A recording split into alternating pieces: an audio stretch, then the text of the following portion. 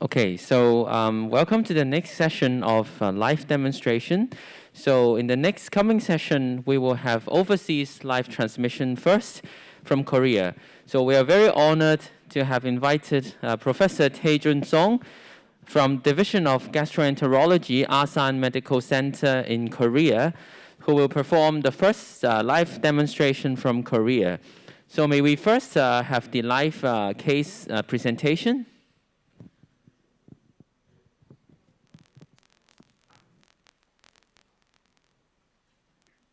1 month ago, a 35-year-old female visited outpatient department complaining of abdominal discomfort. CT scan and MRI showed pancreatic tail cystic lesion. Laboratory tests and history taking showed no definite history of acute pancreatitis. She was not a heavy drinker and had no family history of pancreatitis. CT scan showed 7 cm size unilocular cystic lesion in pancreatic tail. MR image showed no definite communication between cystic lesion and main pancreatic duct. There was also no definite fluid portion in pancreatic cystic lesion. We decided to perform EUS-guided fine needle aspiration to categorize the type of pancreatic cystic lesion. After evaluating morphology of cyst on EUS image and color and viscosity of aspirated fluid, we are going to make a decision to perform EUS through the needle biopsy and or EUS-guided transmural drainage according to cyst evaluation. Good afternoon, Professor Song. So this is from Hong Kong. I'm Dr. Honchi Yip. Together with me is Dr. Yoji Takeuchi. We'll be moderating the session. Can you hear us, Professor Song? Yes, I can hear you loud and clear. So thank you so much for joining us. So can you please explain your procedure? Yes, it's my honor to participate in this live demonstration. Before the procedure, allow me to introduce our team today. I'm Tae Jun Sung, and my assistant is Ms. Hee-jung Jang, and Dr. Oh and Dr. Hyun and Dr. Cho are going to help me to do the live demonstration.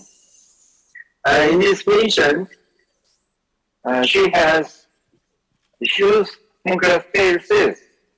It's round cyst, unilocular cyst, and she has no definite history of pancreatitis, and she has abdominal pain. How do you think about this sense? What is your presumed diagnosis? So can we have the EUS screen enlarged? It's better to see it clearer that way. Yeah. Okay. Okay. Yeah. Based on the radiologic image, do you have any idea for this reason? It looks quite homogeneous. Yes. So it's predominantly cystic, and do you see any obvious mural nodules or suspicious areas? No mural nodule and no septum. I think it's a unilocular cyst. Yes. It's relatively homogeneous, but the internal echo is not clear fluid. I think there are lots of debris. And I think the pancreas, when I examine the pancreas looks normal. There's no evidence of pancreatitis or acute or chronic pancreatitis, and the peak of salivation is not observed. So I cannot find the connection with the cyst and the pancreatic duct. So in this case, because she has no history of pancreatitis, MCN, mucinous cystic neoplasm, and the pseudocyst is a most suspicious diagnosis. But in my experience, sometimes epidermoid cysts from the exercise spleen also can show like this. And sometimes cystic degeneration of neuroendocrine tumor also seen like this. I see. So, yeah. Yeah, so you think tissue diagnosis is probably important in this case, right? Yeah, right. And because she has symptoms, it's not a simple case. I think it's a complicated case. So we will do the cystic fluid aspiration with 19 gauge needle. So what kind of needle would you choose in such case of FNA? Any kind of needle is okay, but I will use the Crook Equitip Ultra 19 gauge needle. I see. The biopsy needle is not good because it can injure the cyst wall. And you see the tip of the needle is here. Yes, yes. Okay, I will puncture.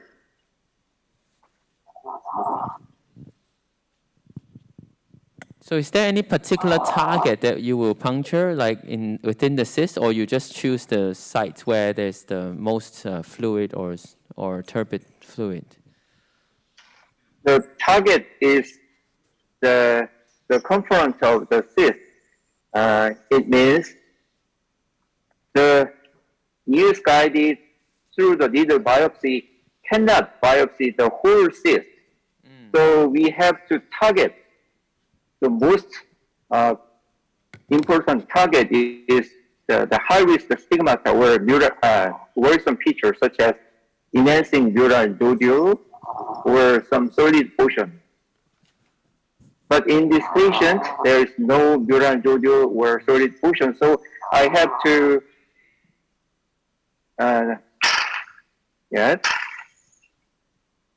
the biopsy at the cyst wall. And before biopsy, I aspirate the cystic fluid and check the amylase, lipase, and CA level. Please zoom in the syringe. Do you see the cystic fluid? Yes, It's yes. chocolate fluid. It's not visionless. It's not visionless. So I think it may be pseudocyst or complicated lymphoepithelial cyst or epidermoid cyst, like something. So in this fluid, I send this sample to the amylase, CA. Yeah. So with this finding, it's probably less likely to be mucinous in nature. Is that Yeah, right? yeah, right. It's not clear and it's not sticky. So in this time, through the needle, I will insert the Murray biopsy process.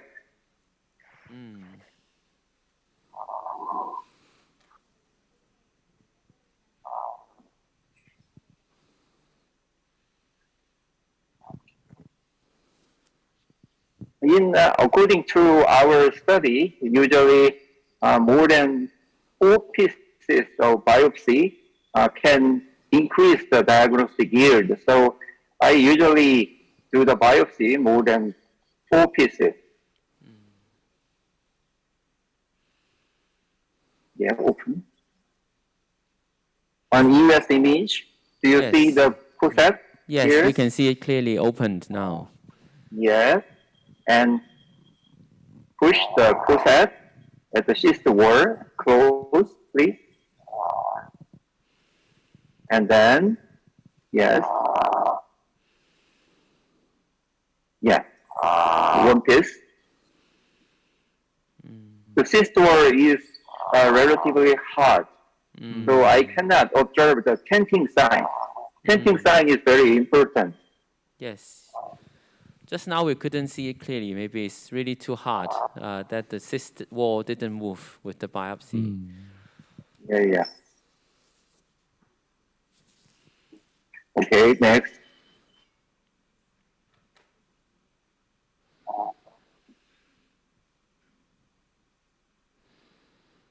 we diagnosed the cyst with the cystic fluid analysis and plus with the TTMB result.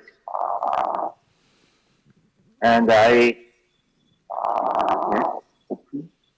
yes, I changed the location. Yes, push. 잡아주세요.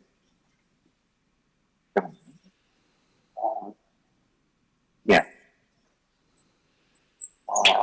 I think the cyst wall is very hard, and the cyst maybe the pseudocyst. So was there any Actually, tissue being acquired on the biopsy forceps? Could you see any yeah. tissue? Yeah, I can acquire the tissue, but it's not large. Small amount of tissue in this case. So I changed the location.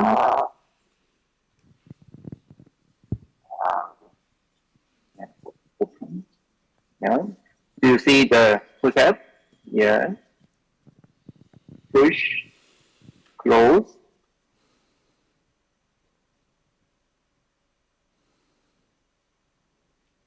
Okay.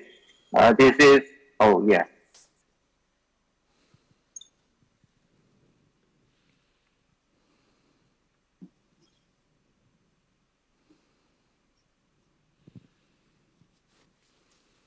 Through the TTMB, as Professor Saw already mentioned yesterday, we can decide the specific type of cyst and sometimes determine the grade of dysplasia. So it's very useful. And the side effect, the adverse event is pancreatitis, but it's not common and usually mild pancreatitis. Okay. Open. Yes, I'm not sure.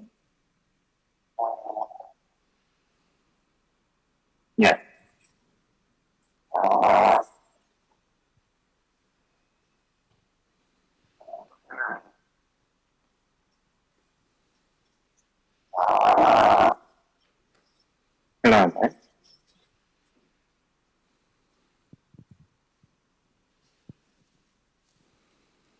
Because tissue, the amount of is small, so I try one more biopsy.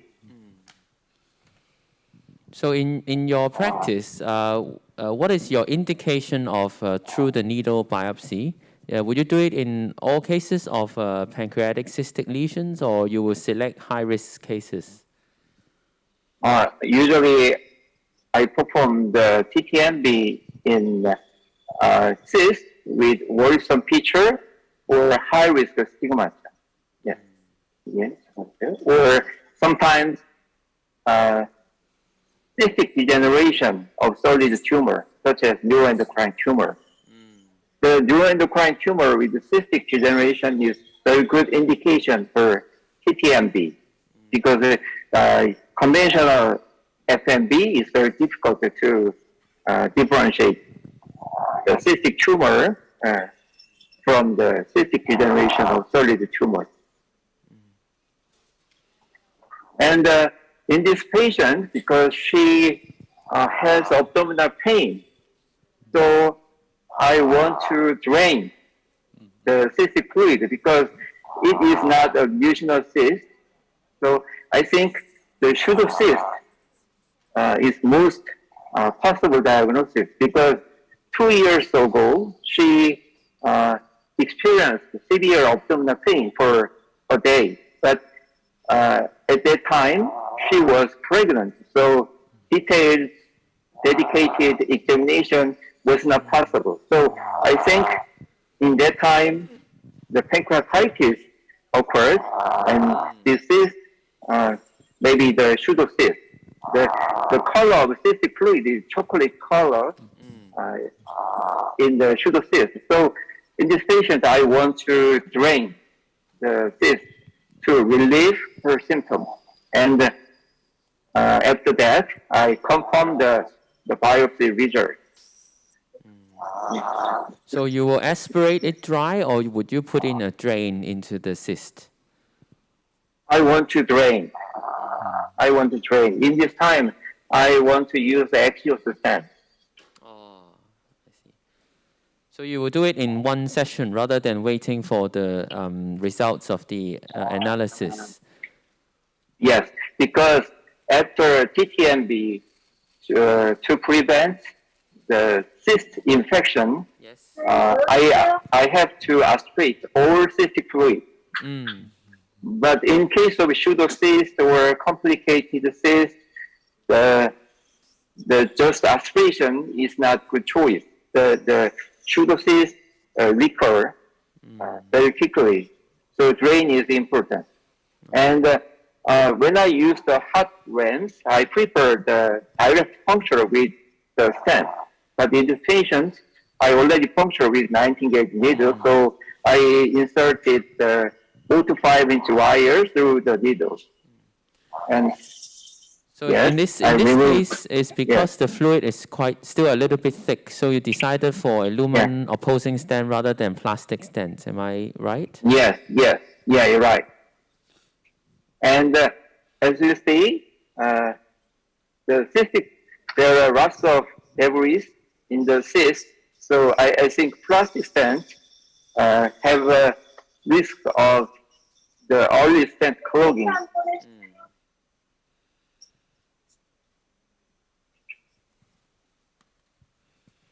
And you can see the wire here. And there's no vessel. So your choice of lamps would be the Axios, am I right? Yeah. Okay. Yeah, right.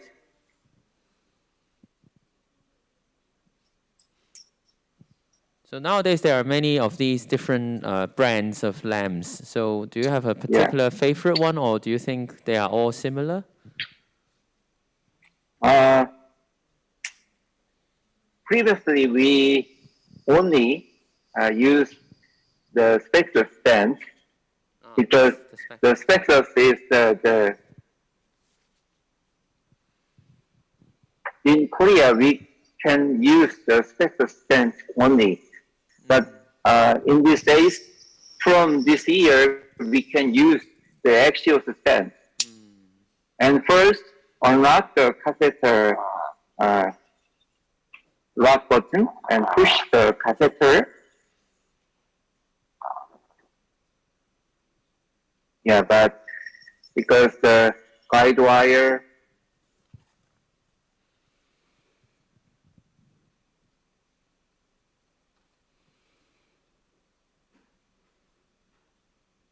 the intervening vessel is very close to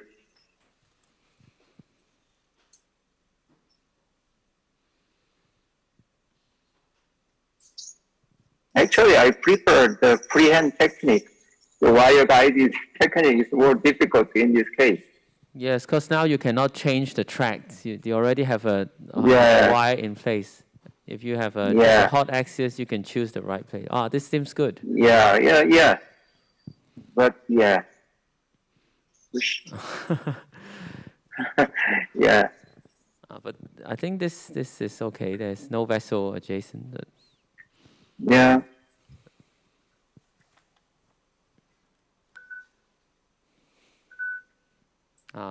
We can see it in. Yeah. You see? Yes.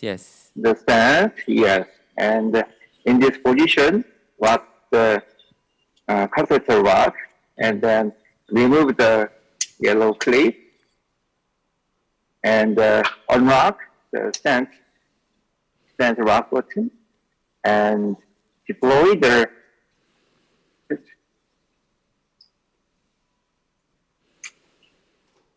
distal flange.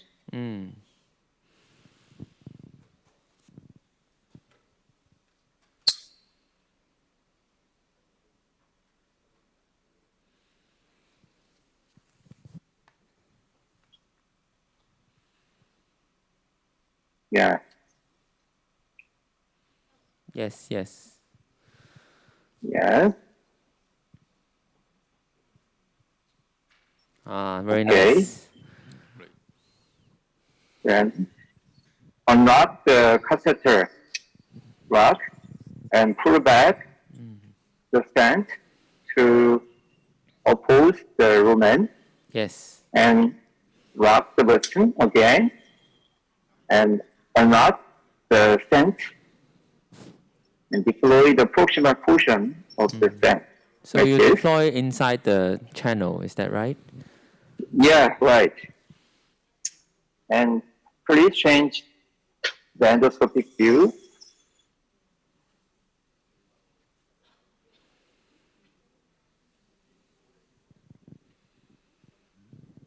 Yes.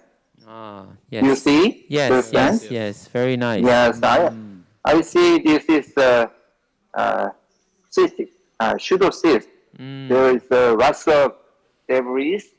It's a complicated pseudocyst and remove. And Yes. yes, because in this case, the pseudocyst size is not big, so I do not use the double pigtail stent. How do you think about that? In this case, do you insert the double pigtail stent through the lens I think or it may not? not be necessary. It looks that you have already drained majority of the content within the Yes. stent, within the cyst. My question Yeah. would be rather, when would you consider to remove this? Because it seems that it will be decompressed very, very soon. And I think there are evidence to suggest early removal of these stents. Otherwise, there might be bleeding complications. Yes. Usually REMS are removed after 4 weeks. Before removal, I check CT scan and the cyst improved completely. Then I remove the stent. But most cases, I remove the stent before 8 weeks to decrease the stent related complication. So in this patient, I want to check the biopsy result 2 or 3 days after, and then I plan the next treatment.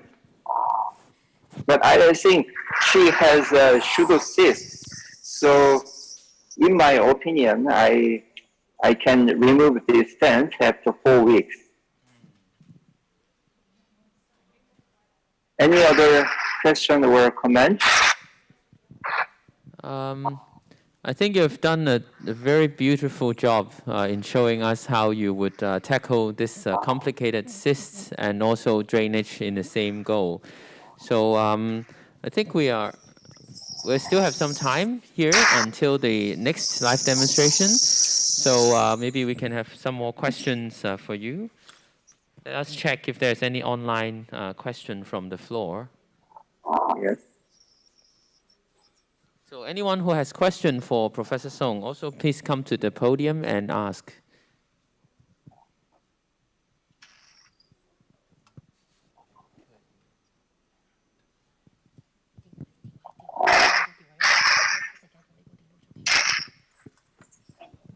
So in case there's bleeding after putting in a stent, a lens, so do you have any troubleshooting? How should we tackle such complication? Okay, most bleeding is minor bleeding because after stent inflation, the bleeding stops. But sometimes, due to the electrocautery effects of the hot lens, a pseudo aneurysm of nearby artery can occur. In this case, emergency embolization is a good choice. But most bleeding is small bleeding, and after stent insertion, most bleeding stops. So we have some more questions. Yes. Yeah, and as you know, double pigtail stent insertion can prevent the stent-related delayed bleeding. Yeah. So we have some questions from the floor as well. One is asking you, what size of axius do you usually choose for pseudocyst? The internal content is very important. There are lots of internal debris or the necrotic material, more than 30%. We have to do necrosectomy sometimes.